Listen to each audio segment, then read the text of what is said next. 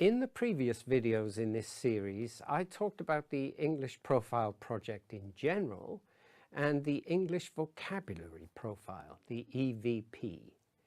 Here, I want to talk a little about the English Grammar Profile, the EGP. The EGP set out to do what the EVP did, except for grammar rather than vocabulary. The questions the researchers wanted answers to were very similar. How much grammar and what grammar can learners typically use correctly and appropriately at each level of the Common European Framework of Reference, the CEFR? The EGP researchers, Dr. Anne O'Keefe and Geraldine Mark, had at their disposal the Cambridge Learner Corpus, just as the EVP did. The corpus consists of more than 60 million words, mostly students' written work in the Cambridge exams from around the world. It contains some 200,000 exam scripts from students of 148 different language backgrounds from 217 countries or territories. And spoken data is also continually being added. So it is a great resource for seeing just what sort of language learners from around the world actually use when they write or speak in exams. The first decisions the EGP team had to make was what to search for. The grammar of English is complex but finite, and from the evidence of course books and reference books such as Cambridge University Press's Cambridge Grammar of English and English Grammar Today, there are core features that are considered essential for learners, including tenses, articles, the major word classes, modal and auxiliary verbs, word order, reported speech, and so on.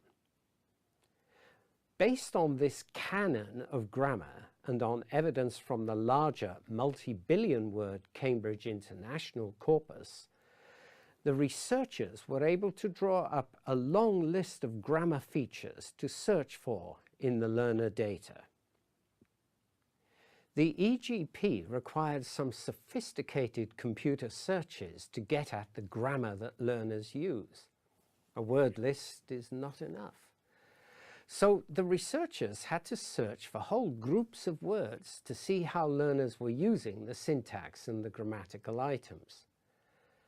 A search might involve finding all the examples of had plus been plus ing form of a verb, for instance, in an attempt to see at what point learners begin to control the past perfect continuous form in sentences such as I had been working, or if plus noun or pronoun phrase plus ed form of a verb plus an indeterminate number of words plus noun or pronoun phrase plus modal verb plus base form of a verb, to get at conditional sentences such as if I found a large sum of money, I would hand it in. In fact, the evidence shows that B1 learners can generally use this basic conditional structure with the past simple and modal verbs such as would and could.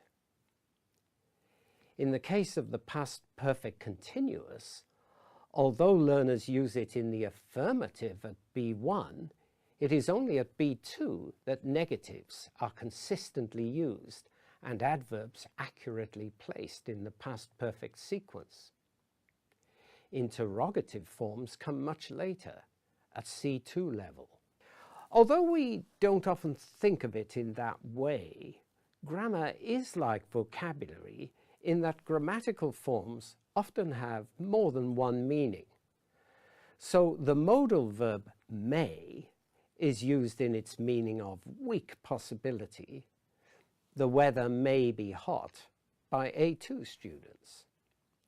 The rather formal permission meaning of may, for example, may I borrow your bike, only appears at B1 level, while the expression may well, for example, you may well find that this is not the case, appears at C1 level. And the expression may as well, for example, we may as well go home, doesn't emerge till C2 level.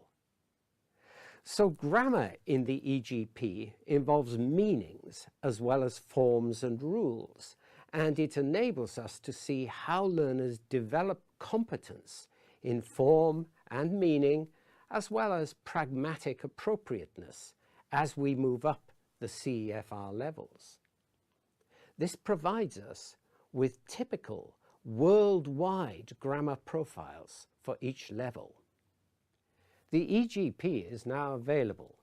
I hope you find it easy to use. If you're already familiar with the EVP, you'll know just how useful such tools are for you as an ELT professional.